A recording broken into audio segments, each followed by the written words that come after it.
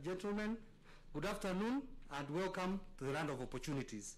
In front of you is the great team that is ready to present to you today's press release. I now wish to welcome His Excellency the Governor so that he can take over and welcome for us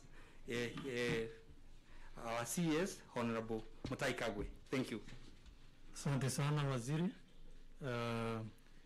Welcome Cabinet Secretary Honorable Mutahi Kagwe to Embu. We also have our Senator Peter Gerald Dwega, Deputy Governor David Kariuki, Director General of Public Health Dr. Patrick Amoth. Then we have also the Chief Nursing Officer National, Speaker of the County Assembly Josiah Dhiriku, County Commissioner, who is my co-chair, effectively represented by the Deputy, national officials, county officials, health officials, and frontline healthcare officials. Good afternoon. Welcome to Embu County, the land of opportunities. It is timely to think of opportunities in Embu County, notwithstanding COVID-19 pandemic. Even as we fight the pandemic, we must take advantage of our opportunities in this county as a strategy towards post-COVID-19 pandemic economic recovery. We are very hopeful in Embu because we are doing our best to prevent COVID-19 occurring. So we are engaging already the youth and other people so that we begin preparing. CS Mutahi, we have already taken off with 2,894 youth who have hit the ground running commencing on Monday 13th July. 20 of them are in this hospital, allocated to this hospital, to make sure it is at its best in cleanness. There will be County Enterprise Fund, which is an initiative of private sector, whereby the financiers will be putting 3 shillings for each shilling contributed by the beneficiaries. And the county government will also chip in. We are also ensuring that in the sectors where we are famous about, we are going to now boost these sectors so that people can get back to the economy. Embu is a macadamia county, being the biggest producers of macadamia producers in Kenya. We are of macadamia production in Kenya. We are quietly reclaiming our macadamia market share in US and European Union in order to raise the macadamia prices for our current suffering farmers. Top quality coffee. Immediately the newly built and operational Embu County Coffee Mill gets a marketing license, we intend to send samples of quality Arabica coffee to highly paying medium-sized coffee roasters in North Carolina and California states in US and elsewhere. This move will bring relief to the coffee farmers. Now, back to realities. The current realities check of our current county state of COVID-19 preparedness. The Embu County Emergency and Response Committee has focused on preventive measures to combat COVID as follows. Dedicated tracking teams and roadblock screening teams led by the Director of Public Health, Madam Rosalind Kauge. Training of 1,562 healthcare workers. Training of 1,178 community health workers. We have also sensitized over 200,000 members of the public on coronavirus COVID-19 preventive measures. These are only a few measures, among others, which have been very effective in keeping the number of positive COVID-19 cases very low in Embu County. Further, major COVID-19 preparedness. So we have, in addition to preventive measures, we have established 4 first-line isolation centers with a capacity of 300 isolation beds, 18 ICU beds, 6 ventilators, and 7 patient monitors. Further, we have established 3 standby isolation centers with an isolation bed capacity of 42. Hence, as of today, we confidently announce that we are ready to combat COVID-19 with a total number of 360 beds. This is over and above the 684 beds. Some mistake here, 684 beds for other diseases in Embu level 5. So when you add 364 beds plus 360 beds, there you have 1,040 beds only in Embu level 5 hospital. May I now take this opportunity, Waziri, to thank the people who have really helped us in doing what we have done so far. Starting with you, Your Excellency, the Minister. CS Health has provided us with already 2 ventilators, which we shall use in the children's ward, 150 full kits of PPEs, 20 thermoguns already, 10 oxygen supporting devices already received, 550 pieces of KN95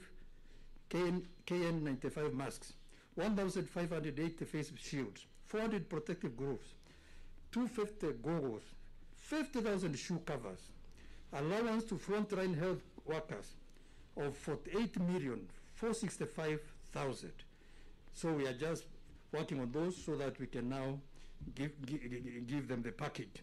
245 healthcare workers under UHC program, 42 healthcare interns under UHC program.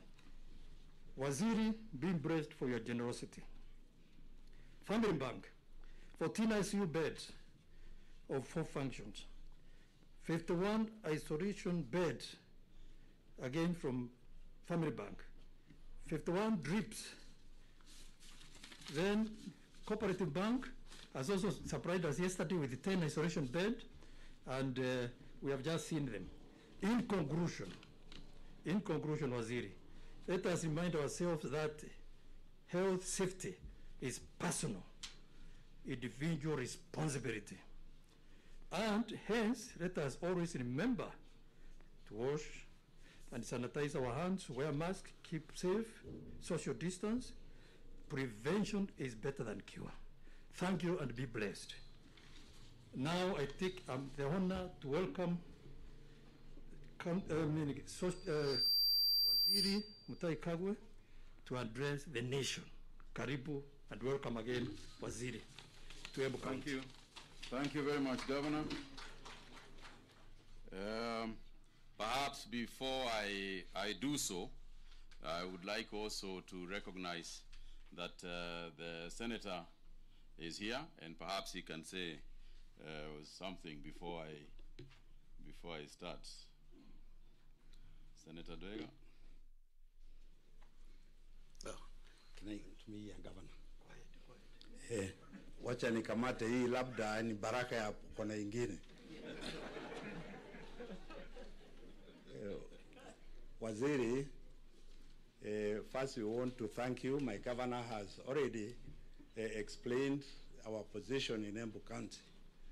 First, we want to thank God that amongst the counties which have and the spike in this epidemic, Embu County, we have so far been saved.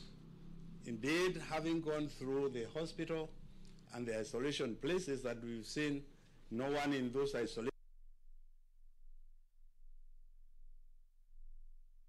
counties. This is something that we need to remind ourselves. Indeed, and I don't want to say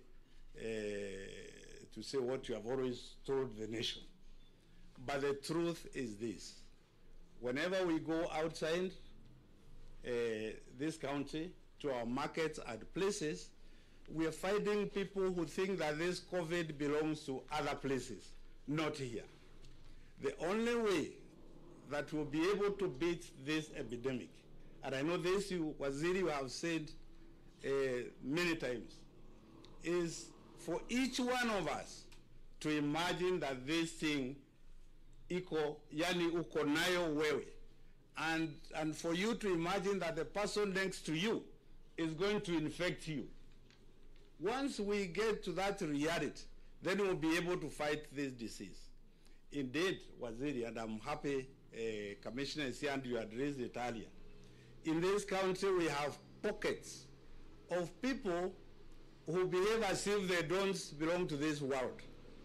In some places, this afternoon, if you went some places, you find fellows enjoying local brews. Wanatwanga kitu yao vizuri inside huko kwa vichaka huko. You know, this is courting death. And I want to ask those people, whoever it is that is doing that, and wherever you are, please remember that ukuete korua atedio kohora. Hii maneno, when it is time for death, you just die, and there is no cure for death.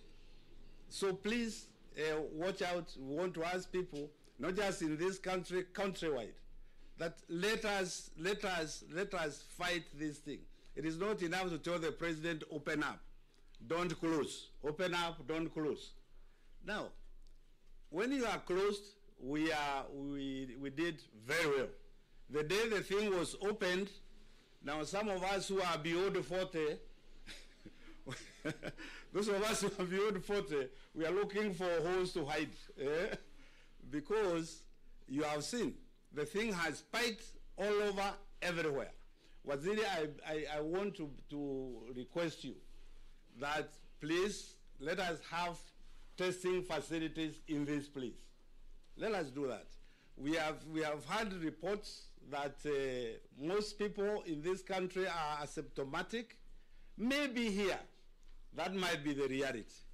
Perhaps if we could have testing facilities in all places, maybe this pandemic, the reality of this pandemic will be real, will be realized, with our people.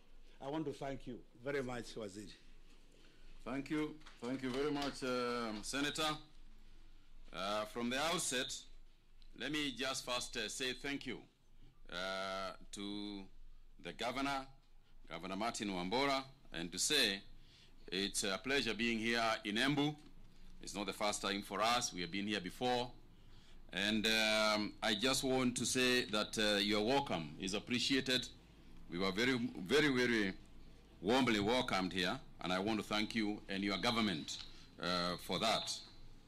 As you know, we are undertaking visits across the country to just take stock of the level of readiness and to identify the gaps for enforcement as we intensify our efforts to safeguard public health.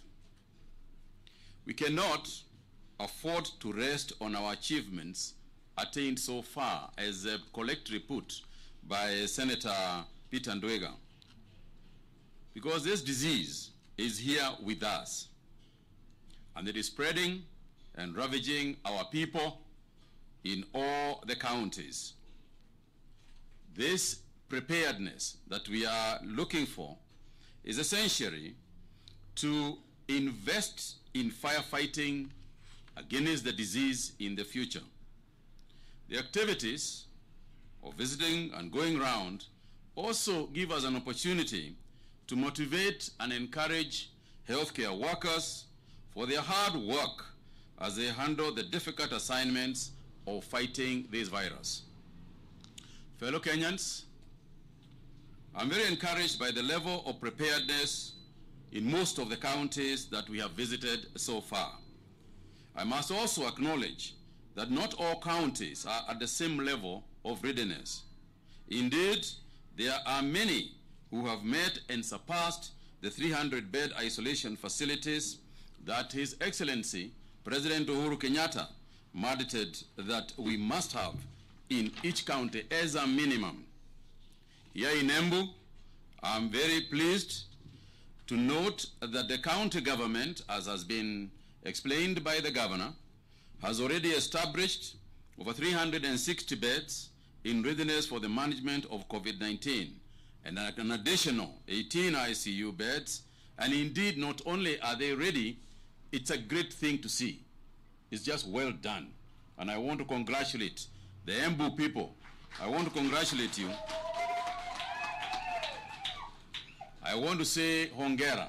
Hongera, in case the governor has assured me that in case anything else were to arise, he is also able to expand into other areas that are not necessarily in this. And this is a big hospital.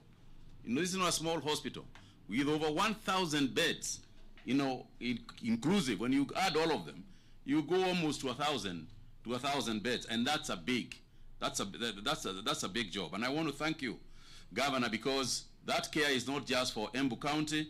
It also serves, I'm told, very many other counties, all the way from Kitui, Kirinyaga, and the others. So, Asante. So this preparedness that you have, Governor, is beyond what the presidential directive was, and I want to thank you for that achievement. This is key considering that Embu County has only two recorded positive cases, and is ranked actually at number 39 out of the 43 counties that have so far recorded cases. But the reason why we are here as a team from the Ministry of Health is to try and urge the Embu people to keep it that way. We don't compete for the higher number. Compete for the lower number. So there is nothing to be proud of by saying how many, we are so many. We should be ready and we should be happy that our ICU beds, the COVID-19 ICU beds are empty. The isolation centers here are empty. This is what we should be thankful to God.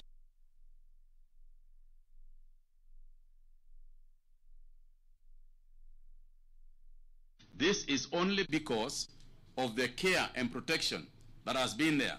And we have said, and I repeat, that because of the movement of people, the free movement of people now across the country, it is likely that you might find visitors who will bring it here, especially those people who are coming from Nairobi.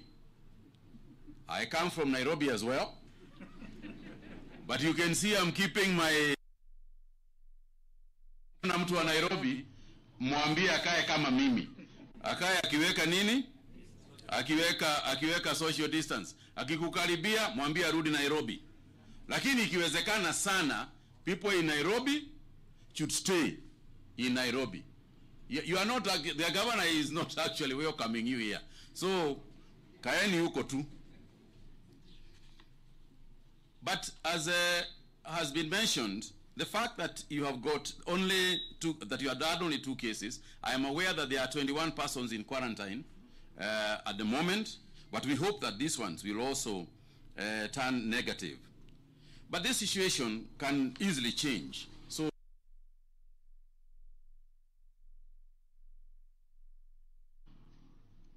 to provide comprehensive medical care to our people calls for additional accessories and skilled human capacity. And I'm glad that there is training, continuous training, going on in this hospital. I'm informed that to boost its intensive care capacity, Embu County requires additional auxiliary equipment such as ventilators, patient monitors, infusion, syringe feed pumps to the existing ICU infrastructure. I think I don't want to repeat what the governor has said in terms of the ministry, what the ministry has provided in support, in addition to the 5 billion shillings that President Kenyatta ordered be given to the counties for their level of preparedness and to improve the level of preparedness. And I know that Embu is going to get the money. I know that the 48.5 million for the healthcare workers, for frontline healthcare workers is already here. And I know that there will be a happy lot in a very short time. Fellow Kenyans, I wish to emphasize that the success of our efforts as a country in combating the pandemic depends on the collaboration and cooperation of all Kenyans. This includes not only the deliberate effort by the government to access and to share accurate information on COVID-19, but also the desire of the people to pay keen attention to the information provided. As a ministry, we will continue to offer leadership in the fight against COVID-19 in the country. And we are going to take a couple of steps that we are already doing. For example, we want to support the emergency responses in the implementation of the rollout of policies and guidelines.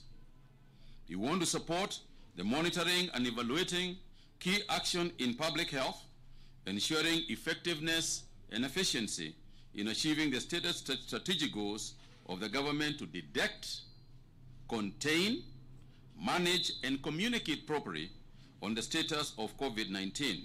And we want to mobilize resources to ensure the implementation of the key actions needed to actualize the containment measures.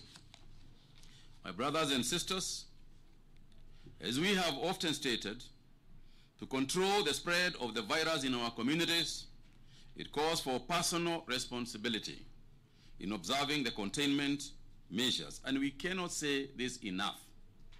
And I want to propose to you a new slogan today. I know that we have been saying, you can get it, I can get it, and you know all the other things.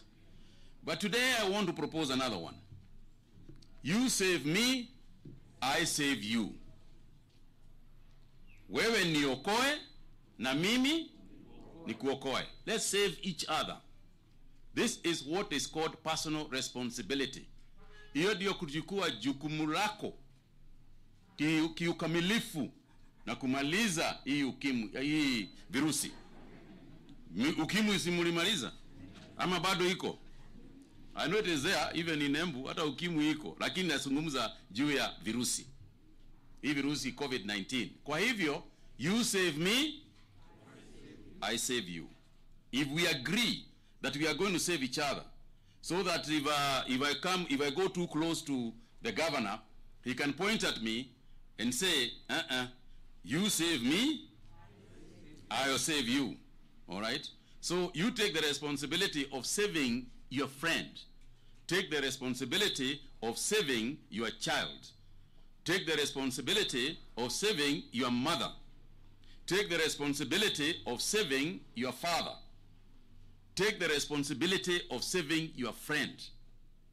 When you go very close to your friend and you don't know whether you are positive or negative, and I have told people, assume the person is positive, then you are not saving your friend. So let's just agree that I want to save you, so please save me. I want to save you, so save me. And it is by observing the containment measures that we can be able to do that. And that is why, when we observe some of the misbehavior that is going on, we become a bit saddened. For example, as I know that Senator Dwega alluded to the issue of illicit brewing. We are aware indeed that there is illicit brewing of alcohol here in Embu. In fact, we are told, Governor, that one of the key producers of this illicit brew actually goes around with Natugari. He goes around distributing. Not only is he cooking it where it is supposed, is it brewing or cooking or what? One of those. Not only is he brewing this stuff, he is actually distributing. It's as if he is East African breweries. Anachukua gari yake, anapeleka kila pahali. Hata nasikia zingine. So let him be told. We are aware. And in fact, from here, the next person I am going to report this person to, I am going to go and tell CS Mutihi, nimetumwa na watu wa Embu, waondolewe hiyo pombe. Si ndio? Nimwate kirogo watu waitu. Yaliyo johio. Gera Mutihi ogwo. Haya. Ingine, I am also aware that the growing of mogoka. Si iko pia? Iyo mogoka is common. And so does a chewing of stimulants. Ona miraa. So according to the data provided by the National Agency for Campaign Against Drug Abuse, Nakanda, about 50% of the youth in this county use the stimulant. abandoning and breaking all social distancing rules. Wale wanakura miraa, wanakura, wanashuna wakiwa pamoja. Na muguka.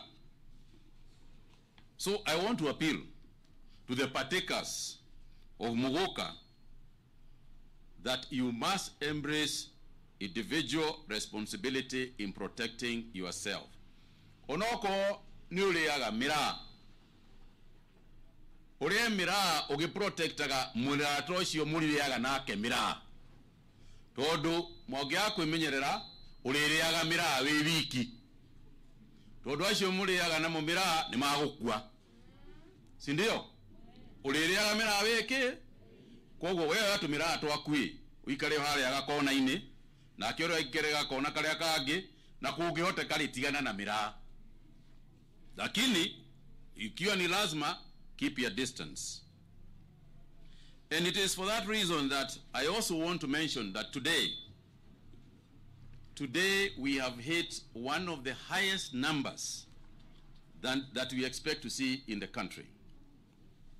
Some 688 people have tested positive today in the last 24 hours from a sample size of 4,522.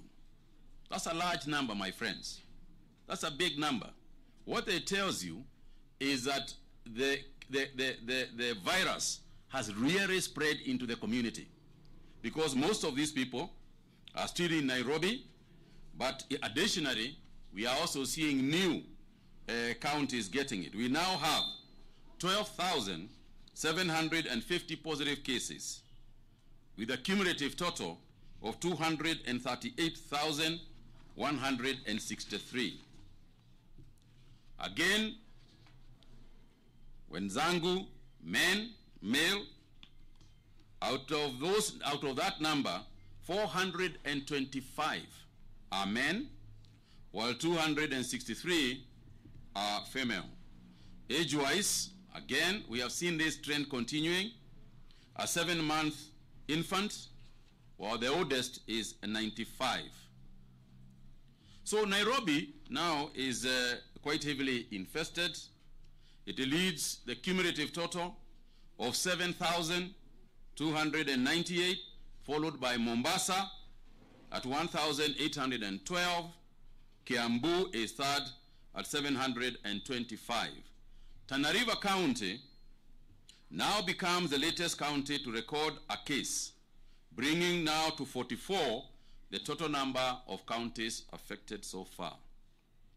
Embu County, as I said, has remained fairly safe, and I hope that none of the people I've read are heading towards Embu. I'm also delighted to inform you that today 457 patients have recovered from the disease. From this figure, 401 have been under home-based care, while 56 have been discharged from the various hospitals.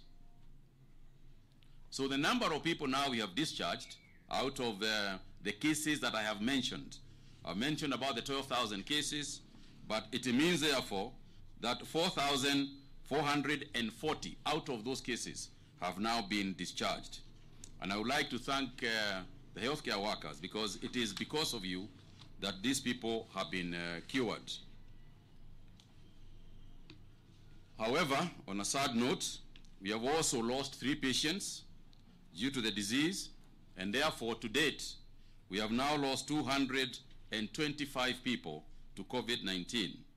And I wish, on my own behalf, on behalf of the Ministry of Health, and indeed on behalf of all of us, we wish to pass our sincere condolences to the families and friends of those who have lost their loved ones. As I conclude, let me also take this opportunity to say that I did not come here alone. I came with a team from the Ministry of Health and some other friends. So you have all met Dr. Patrick Amboth, who is the acting DG. Then we have got Mary Nandiri, Daktari, with us, who is the acting Director of Nursing. We have got Lamban Thega. Where is Laban? He's around. Laban Thega is acting director for health services. And where is Mamo?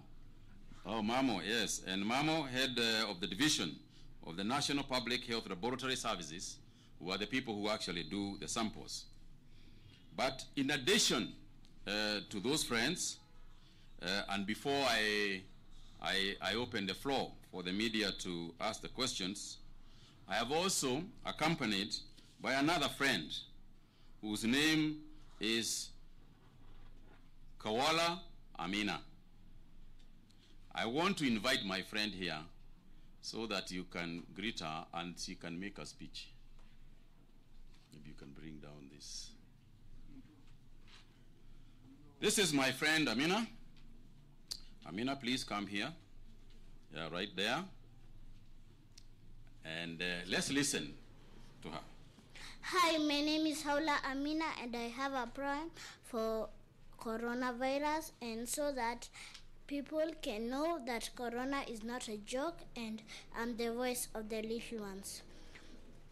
COVID-19, lockdown, curfew, keeping distance. Who will explain to me?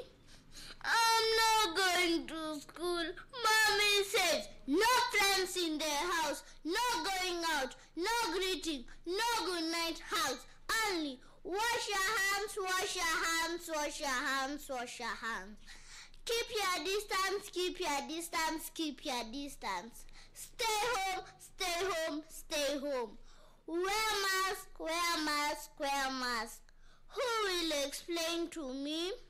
Mommy is not going to work.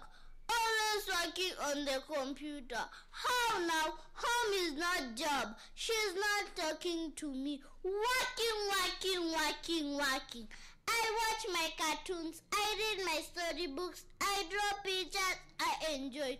But I don't like it. I miss my friends. Someone explain to the children, what is corona? Where did it come from? Why has life changed? I'll make a prayer. Dear God, bring back our lives. Cure the people in corona. I know you hear little children, but I beg you, take away corona. But remember, if we treat this disease normally, it will treat us abnormally. Thank you. This is Haula Amina, the voice of the little ones. Bye. Thank you. Thank you. Thank you very much. I think the message is very clear.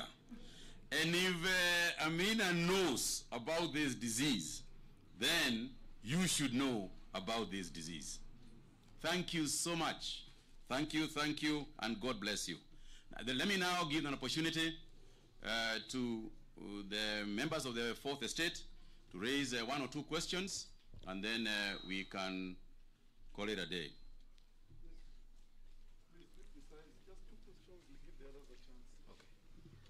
Thank you so much. Good afternoon, Waziri. My name is Melita Oletenges from NTV. My first question would be, Nairobi Senator and the chair of the ad hoc committee on COVID-19 pandemic was arrested by over allegations of drinking over hours. Perhaps what is your stand on that, and what action will be taken to the senator and the management of this particular establishment where he was caught? And do you also, in your capacity, are you aware that there are bars which are running, and what measures would be taken to such bars that are running after curfew? My last question is, Waziri, many politicians have been seen breaking the rules of COVID-19. Perhaps this matter has been being brought forth and back and forth between your ministry and the Interior Ministry. Perhaps because this is being implemented on account of concerns from your ministry, what would you say regarding this particular politicians, and what actions will be taken against them? Thank you. Afternoon, Waziri. My name is Moige William from TV47. My question to you, Waziri, is some religious leaders have complained that the protocols laid down before they are allowed to reopen are very harsh, and there are fears that religious places might be the next hotspot. Maybe what is your concern on the same? Thank you.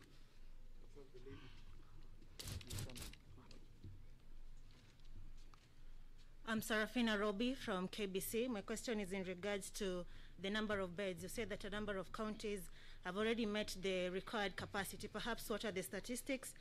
And also in regards to the Cuban doctors that you mentioned yesterday, how much is the government spending on the Cuban doctors? And also, what are the plans in employing more doctors? Waziri, my name is Njagi from Ovoro TV. My question comes from isolation centers. How safe are they? Because this morning we had a police officer was caught with a patient. How safe are the isolation centers, and what is your ministry doing to make sure that the patients that go for isolations are safe? Thank you very much. Okay, one more then, the final one. Waziri, my name is Ruben Gedenji from the Star newspaper. I would like to know, elders from Embu sometimes ago proposed that herbal medicine be tapped in order for it to be seen whether it can cure corona. Is there any attempt that the government has done to find out whether corona can be cured by through herbal medicine? And then the last question is, in Turkana, in the media yesterday, we were shown some residents from Turkana conducting marriages and all kind of public gatherings, and it could be seen that they were not obeying regulations of the government. What is the government doing to prevent such things? Thank you very much. Let me start. I think that one, the Turkana one, and Mirita's question are essentially the same, and they revolve around the issue of gatherings and the issue of alcohol being sold. I had alluded to that a bit earlier, and you also mentioned about politicians and their misbehavior. Let me just say this. When we talk about responsibility and we talk about personal responsibility, two things are in collusion here. One is that as an individual, you have a choice. You have a choice.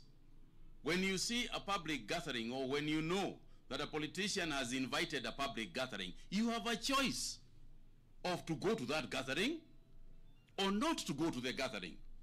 Why go to the gathering and then you start complaining that Mutahi Kagwe had called a political meeting and he is not keeping social distances, and you are the one who is there? What are you doing there in the first place? How can you go to a place, or the religious one that you are saying? You go to a church, you sit there, you can see there is no social distancing. Take personal responsibility. Get out of there. Because you cannot say that the police should stand out here on this Embu road here and stop everybody from crossing because there might be a car. It is up to you to look left, look right, decide whether you want to cross or not. So I want to start from there. The fact that when you see these political gatherings, you don't have to be there. Don't go there. Because the second thing is that it is obviously extremely irresponsible of politicians to do so. It's irresponsible. And it is bad when it is our leaders. You know, it is bad when it is our leaders who have those political gatherings.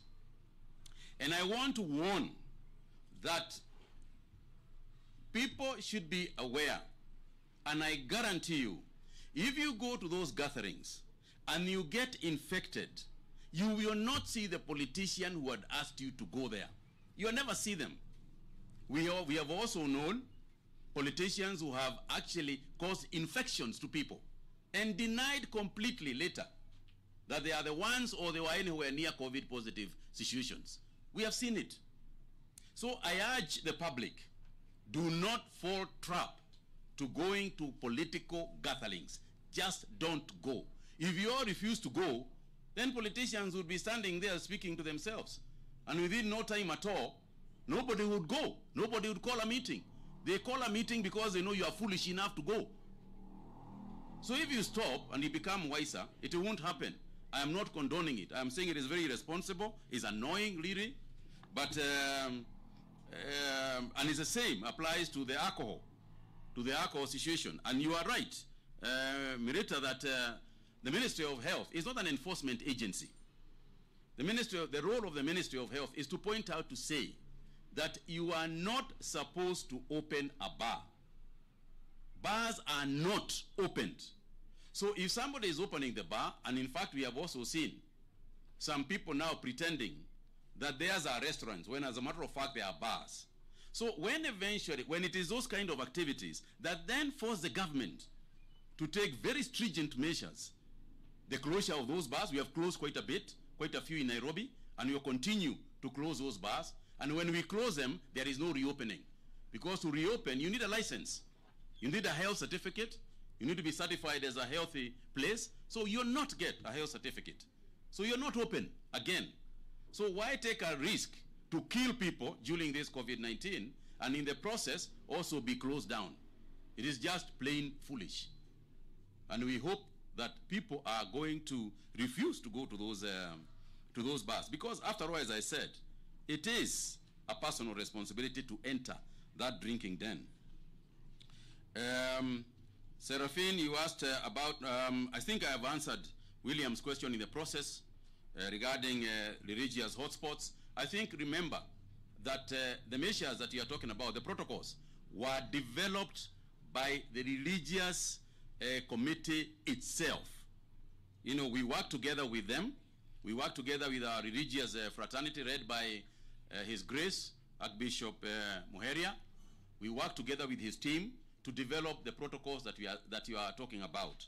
So it is the least and most attractive level that we can be able to work with under the circumstances. And you'll also know that a lot of religious organizations, Muslim communities and others, have actually said that in spite of the fact that we have developed protocols, they have seen that they cannot be able to follow the protocols. They cannot be able to contain people the way the protocol proposes, and those who cannot be able to contain the people in accordance with the protocol are not opening. And it is themselves who are making those decisions. And we are grateful and thankful that they are doing that. On the matter of the Cuban doctors, the Cuban doctors are being paid like our own doctors. We are not paying any more than we pay our own people, and I would like that very clearly done. Unless somebody starts saying how we are paying foreigners more, we are not. We are not doing so. It is a small brigade of 20 doctors who have come, specialists in their own area, and their purpose really is just to come and exchange skills with our own doctors, so that, and they also learn from us. They learn from us and we learn from them. It's a healthy exchange. But that brigade will be moving together so that in the event of a serious outbreak, for example here, then they can all come together, 21 of them, to look at the various assistance that they may be able to get. And yes, we are continuing to hire doctors as the situation evolves. We are short of doctors in the ministry, and we are looking at how to increase capacity. So it's a continuous process. As we get funding, we hire more doctors. In the issue of isolation centers and the care of isolation centers, we are very, very, at the moment, we are happy with what we have seen. I am not actually sure, Jaggi, about, is it that you said a policeman was caught in an isolation center and he is not sick? With a patient. Huh? He was caught with a patient. Caught with a patient doing what?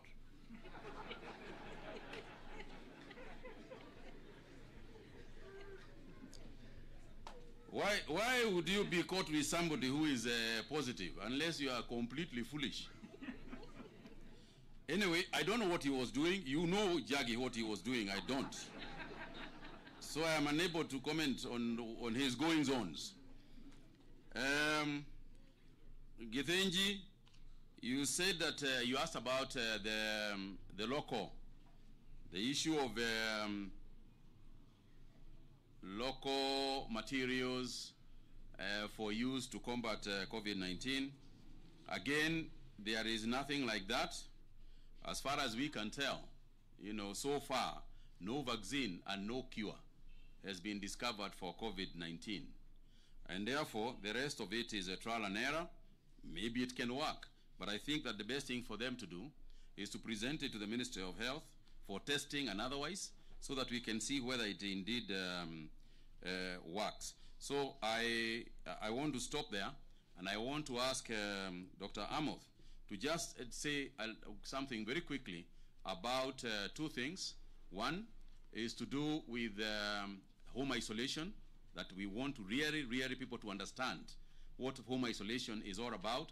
We would like the public to understand what you do when you have got your patient at home, and the possibilities of you having a patient in your own house.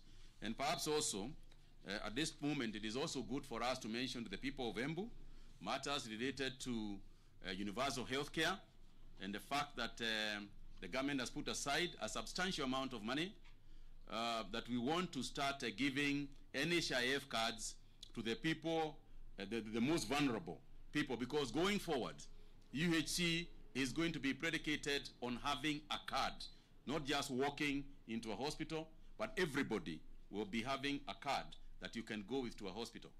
And it will be an electronic, we are all going to go electronic. You are going to predicate it on ICT, so that it's a smart card.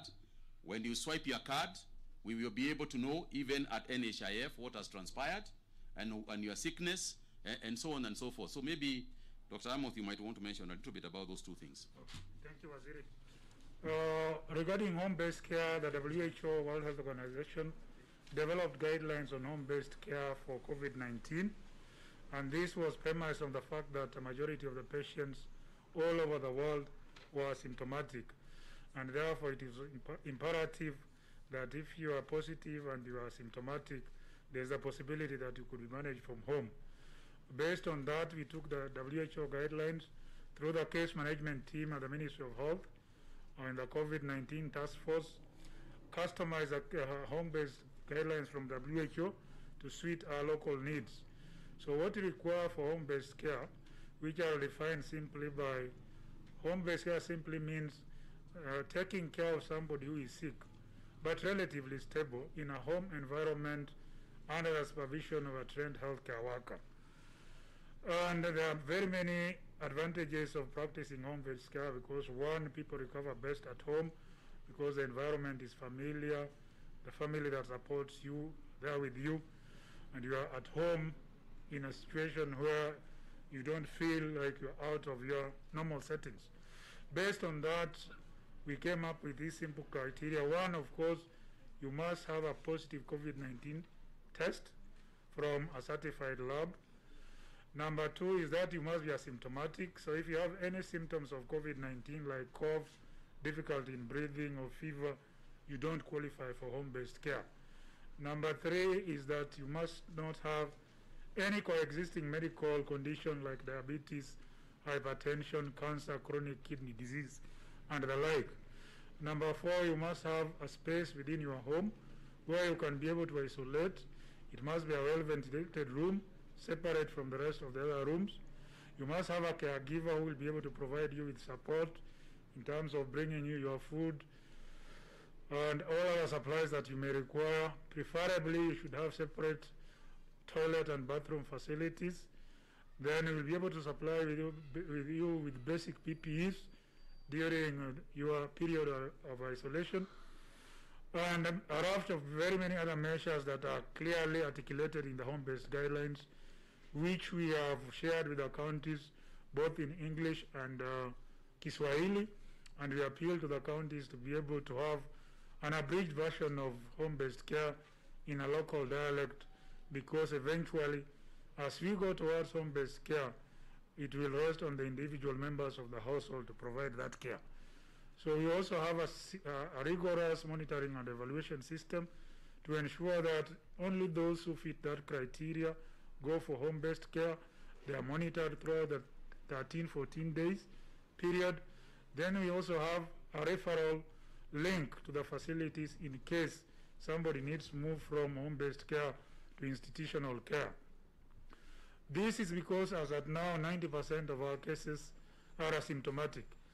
And if you are to manage asymptomatic cases in institutional facilities, the cost is about 21,000, again driven primarily by use of PPEs.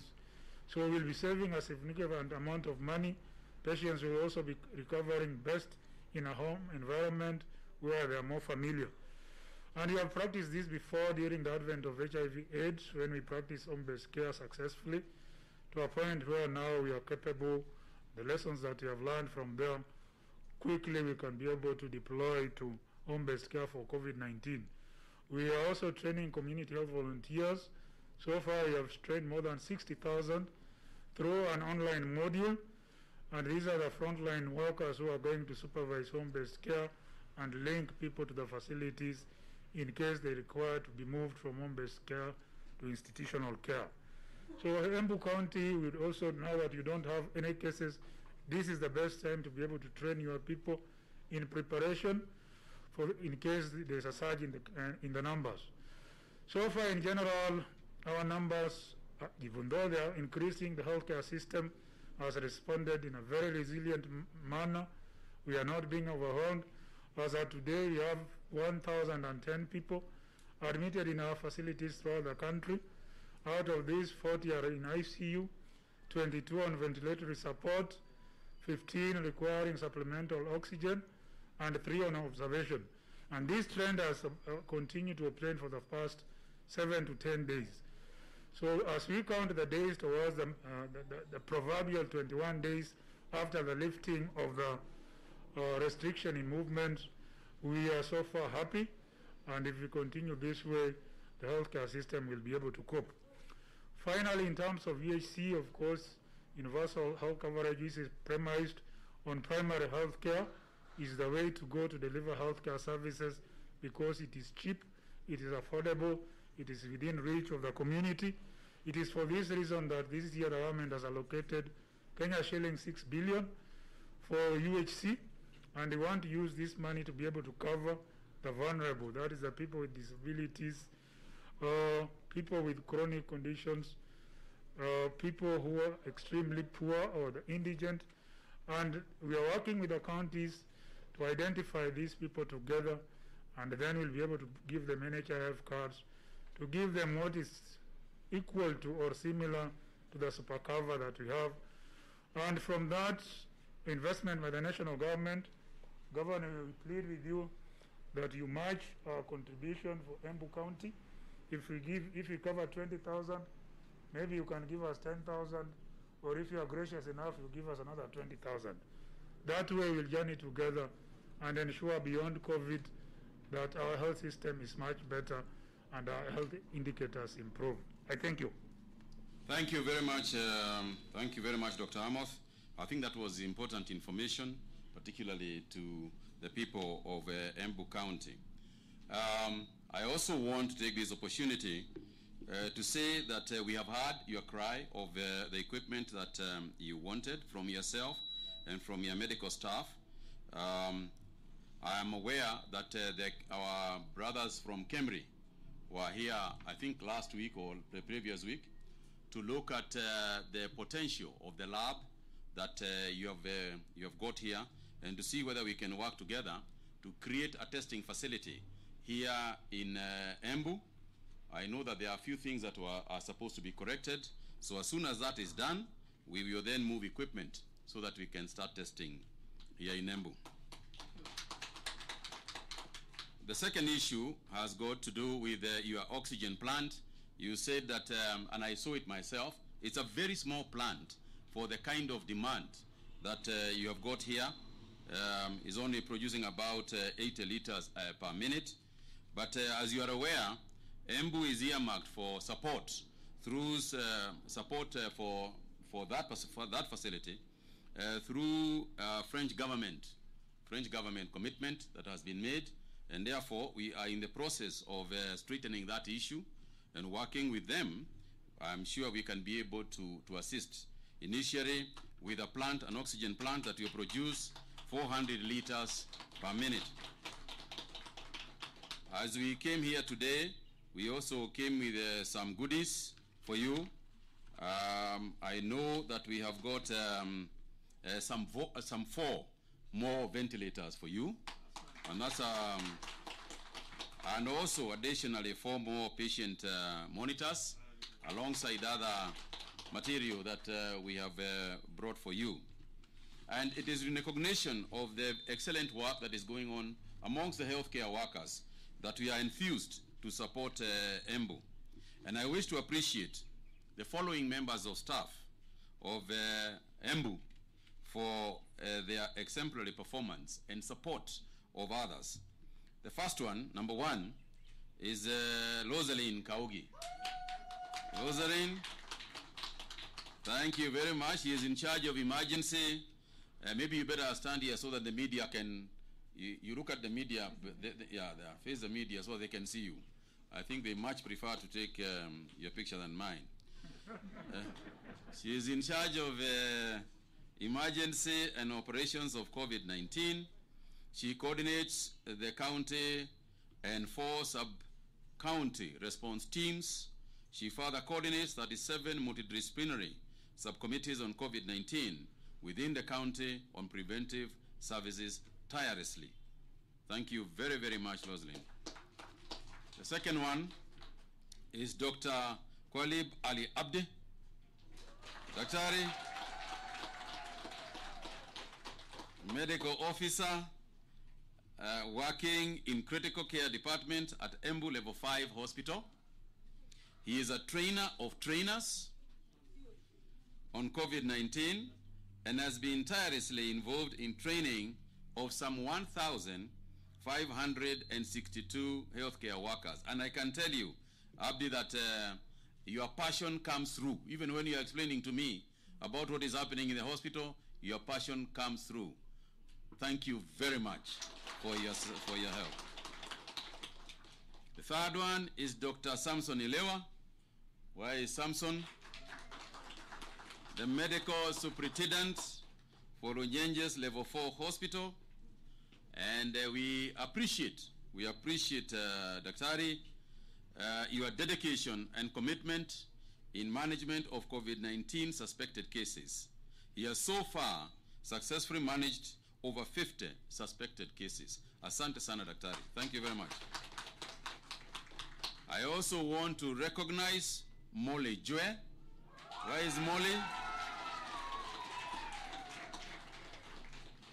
Molly, karibu.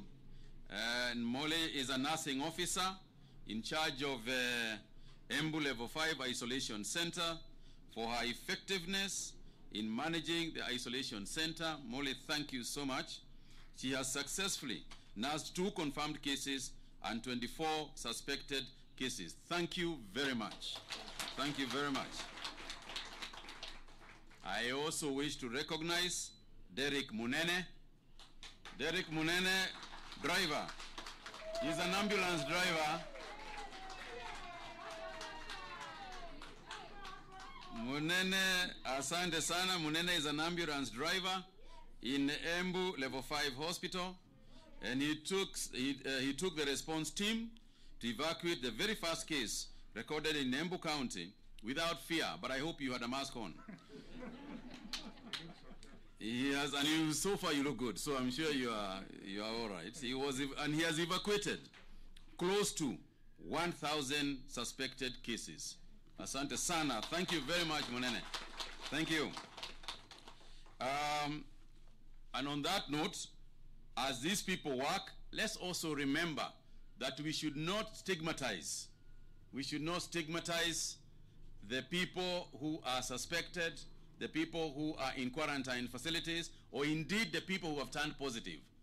There is no difference between a person who turned positive and then went negative. In fact, there is no difference between you and a person who is positive. The only difference is that you are not positive. That's all. But otherwise, the person is a person like you and I, and any one of us can't get it. Any one of us. So let's not stigmatize anybody because they are positive, or we suspect that they are, what we should do is empathize with them, take care of them, assist them, pray for them, because today they are the ones who have that situation. Tomorrow it's you who has that situation. I also want to take the opportunity to thank the administration. Thank you very, very much indeed, because they are the ones who co-chair the response committee. And I want to say that I am pleased that in Embu, the national government, the administration, the county commissioner and his and your team is working very, very closely to ensure that we keep the people of Embu safe. I also want to say to you that we are very, very pleased with KBC Mutahi and what you are doing with it. Vijana wale ambao wanafanya kazi kule mitaani kusafisha, cleaning up our place, keeping up hygiene measures, and we are very, very pleased with what we are doing. I think here you have how many? 2,896 vijana, wasichana na vijana wanafanya kazi hapa Embu because of a program that was launched by the president to keep our places clean. We want them trained. We want them to really assist us to clean up our place, but not just cleaning. They can do a lot more. We are appealing to them and to the county government, working together with the KBC Mutahi people. We can even paint the town. We can plant trees and continue foresting our county. So there's a lot that we can do working together. These over 2,000 people are actually being paid by the national government in continuous support of the hygiene measures, because tukiwa wasafi, hiyo ndio kitu ya kwanza. And going forward post COVID-19, prevention that was talked about by the governor, prevention is going to be key to how we tackle disease going forward in this country, because prevention is simple. You keep on washing your hands post COVID. We want to keep our houses clean. We want to keep our streets clean. We don't want people dumping rubbish all over the place. And it is important that we maintain that. I also want to thank the county legislator. I can see the speaker is here, with the chairman also of health is also here. And I want to thank you for the support you have given the government of Embu and the way that you work closely together. When people don't understand that governors must work very closely with the county legislatures, because that's where the money comes from for combating this disease. And unless the team in the Embu County pass the money for use by the governor, then you'll not have money for use. So I want to thank you and to ask you through the speaker to thank you and to ask you to please continue with that good work. I want to thank the people of Embu. Tafadhalini, tukae hivyo hivyo bila COVID-19. You save me, I save you. Thank you.